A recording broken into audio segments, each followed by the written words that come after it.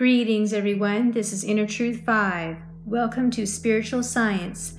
Today I'm going to give an introduction to Mahayana Buddhism and also talk about Buddhism in general.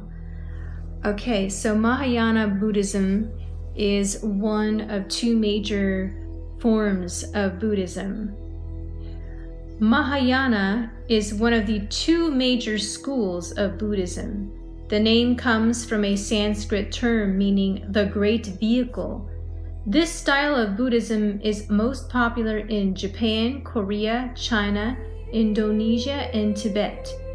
As with most Eastern religions, the exact boundaries of Mahayana belief are vague. However, there are a few ideas that set it apart from other approaches to Buddhist philosophy. Among these are an emphasis on the path of the Bodhisattva, one who acts in order to bring about enlightenment for all sentient beings. The concept of bodhicitta, a desire to free others from the Buddhist cycle of suffering and rebirth, and upaya, an open-minded acceptance of anything that brings others to spiritual maturity. Mahayana Buddhism is also more typically religious than Buddhism in general. It ascribes worship to specific deities, while classical Buddhism is purely philosophical. Mahayana frequently teaches that there have been many Buddhas, many enlightened ones, who were spiritual projections of an ultimate power, also referred to as Buddha. Following this belief, practitioners of Mahayana simultaneously worship Buddha and maintain a non-theistic worldview. The deity of Mahayana Buddhism is not a personal being, but an impersonal, all-encompassing force. The very nature of Eastern religions frequently defies any effort to define orthodox belief or even typical doctrines. All the same, global Buddhism can be fairly divided into two major schools. The larger of these is Mahayana, representing approximately 3/5 of the world's Buddhists. Just behind this in terms of raw number is Theravada Buddhism, with an assortment of fringe groups making up much smaller numbers worldwide. Mahayana can be further divided into several subgroups such as Pure Land Buddhism, Zen Buddhism, and Vajrayana Buddhism. The highest ideal in Mahayana Buddhism is the path of the Bodhisattva. Buddhism generally teaches that those who attain true enlightenment cease to reincarnate, thereby breaking the cycle of suffering and reincarnation. The Bodhisattva, however, chooses to delay his entry into the state of nirvana so he can lead others to the same understanding. Those who desire to become a Bodhisattva and to free others from the cycle of reincarnation are said to have experienced the awakened mind, or bodhicitta. According to Mahayana, each person should aspire to this example of the Bodhisattva. This is a major point of difference between the Mahayana and Theravada schools. Theravada also upholds the Bodhisattva as the greatest possible aspiration, but its pursuit is for a smaller, more elite group. Mahayana holds that all persons should seek to follow the path of the Bodhisattva. Theravada teaches that such efforts are admirable but not obligatory.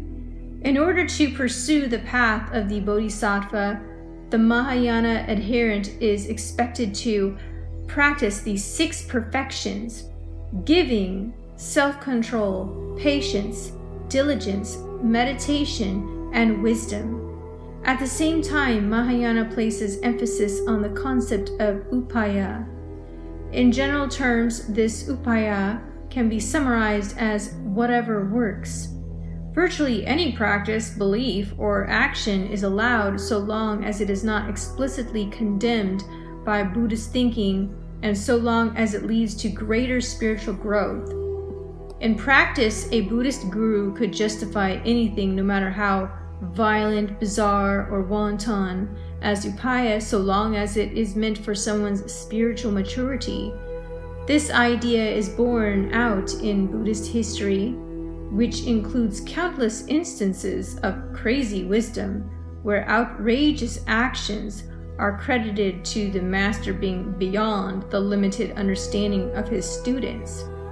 Certain sub-schools of Mahayana also teach an interesting concept regarding the Buddha nature. This noteworthy for being an almost perfect mirror image of the Christian concept of a sin nature. According to the Bible, all people are inherently evil, and salvation is granted when we admit to our failure and have those sins forgiven by the sacrifice of Jesus Christ. Mahayana's view of the Buddha nature is that all sentient beings are inherently connected to the Buddha, the ultimate source of everything. But this Buddha nature is covered by the attachments and sufferings of life. So in order to be set free, one must uncover this hidden inner truth. Overall, Mahayana Buddhism presents an altruistic interpretation of Buddhism, one very similar to other world religions that focus worship on some deity or deities. Like most Eastern faiths, it is also composed of several widely varied sub-schools. This diversity makes it unwise to assume that any particular Mahayana Buddhist might believe beyond the fundamentals of Buddhism and the general outlines of the Mahayana school.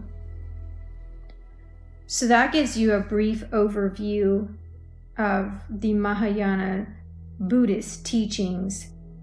And now I'm going to continue forward and talk more. So the Mahayana Buddhism is closest in relation to the Vedic perspective, because they do recognize Lord Buddha, and they put an emphasis on basically sort of worshiping Lord Buddha and this deity type of worship. So the Vedas are the most ancient books of knowledge, teach us that Lord Buddha is an incarnation of God, and that Lord Buddha came down for a particular purpose, and that purpose was to teach people nonviolence. And therefore, the Mahayana viewpoint of Buddhism is most closely related to this, and that it is more theistic than the other style of Buddhism. So I'm going to explain a little bit further here. Although Lord Buddha is accepted as an incarnation of God, the followers of such incarnations are not very advanced in their knowledge of the Vedas. Although Lord Buddha was an incarnation of God, he did not speak about God, for the people were unable to understand. He simply wanted to stop animal killing. At a certain stage of human civilization, when such material activities in the name of religion were too much rampant, the Lord incarnated himself as Buddha and decried the authority of the Vedas in order to stop animal sacrifice in the name of religion. Atheists do not want any God, and Lord Buddha therefore said that there is no God, but he adopted the means to instruct his followers for their benefit. Because the people became atheistic, so Lord Buddha, just to take them under his control, he also collaborated and said, "Yes, there is no God, but you hear me." But he is an incarnation of God. Buddha appeared and spread the philosophy of non-violence to keep the atheists from killing animals. Unless one is free from the sin of animal killing, he cannot understand religion or God. Buddha had to deny the existence of the soul because their brain will not tolerate such things. Therefore, he did not say anything about the soul or God. He said that you stop animal killing. If I pinch you, you feel pain, so why give pain to others? Buddha knew everything because he is incarnation of God. But he had to cheat the people in that way because they are not intelligent enough. Why not intelligent? Because they were killers of animals. They lost their intelligence. He, Lord Buddha, preached in a duplicitous way, saying that there is no God. Nonetheless, he himself was an incarnation of God. He, Lord Buddha, rejected Vedic philosophy, it outwardly because the Suradvisa, or the demons who are always envious of the devotees of Godhead, try to support cow killing or animal killing from the pages of the Vedas. In his book Lagu Bhagavatamrita, Srila Rupa Goswami has enumerated the following 25 Leela avatars: Ritu, Nrsimha, Kurma, Dhanvantari, Mohini, Vamana, Parshuram, Raghavendra, Vyas, Balaram, Krishna, Buddha, and Kalki. In the Srimad Bhagavatam, there is a great list of incarnations, and Buddha, Lord Buddha, is accepted as one of the incarnations who would appear. It is not imagination, but a fact that the Supreme Personality of Godhead, by his sweet will, appears in different incarnations, such as Matsya, Kurma, Varaha, Nrsimha, Vamana, Parshuram, Ramachandra, Balaram, Buddha, and many other forms. Jesus Christ and Lord Buddha have said like that just to try to make this man dispossess. Unless he is penniless, he will not take to God. Killing of animals before the advent of Lord Buddha was the most prominent feature of the society. People claimed that these were Vedic sacrifices. Lord Buddha had to reject the authority of the Vedas altogether. This is simply technical, and had it not been so, he would not have been so accepted as the incarnation of Godhead. Lord Buddha is mentioned specifically in Srimad Bhagavatam as incarnation of Godhead, and yet Vaishnavas do not accept his philosophy, which is classified as atheism. Lord Buddha propagated, yes, there is no God, but what I say, you follow. Yes, sir, but he is God. This is cheating. Yes, they do not believe in God, but they believe in Buddha, and Buddha is God. Lord Buddha superficially denied the authority of the Vedas because the Asuras, or the so-called scholars of Vedic literatures, put forward the evidence of animal killing in the Vedas.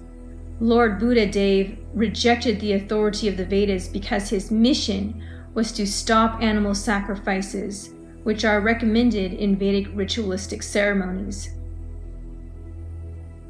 May Lord Buddha Dev protect me from activities opposed to Vedic principles and from laziness that causes one to madly forget the Vedic principles of knowledge and ritualistic action.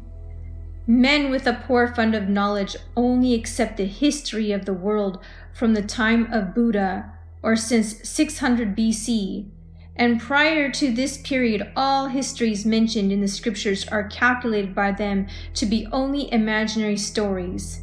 That is not a fact. Neither Lord Buddha nor Shankaracharya is to be blamed. The time required such an explanation for the understanding of various types of atheists. Not only are saintly persons afflicted by this animal killing, but even God himself is afflicted and therefore comes down in the incarnation of Lord Buddha. People will be surprised that Lord Buddha is designated as atheist, and still the Vaishnavas, they are offering their respectful prayers to Lord Vishnu, Buddha. Rejection of the Vedas by Lord Buddha was adopted in order to save people from the vice of animal killing, as well as to save the poor animals from the slaughtering process of their big brothers who clamor for universal brotherhood, peace, justice, and equity. Shankaracharya distorted the meaning of the Brahma Sutra because he had a motive to serve. He wanted to establish Vedic knowledge in place of the atheistic knowledge spread by Lord Buddha. All these necessities are there according to time and circumstances.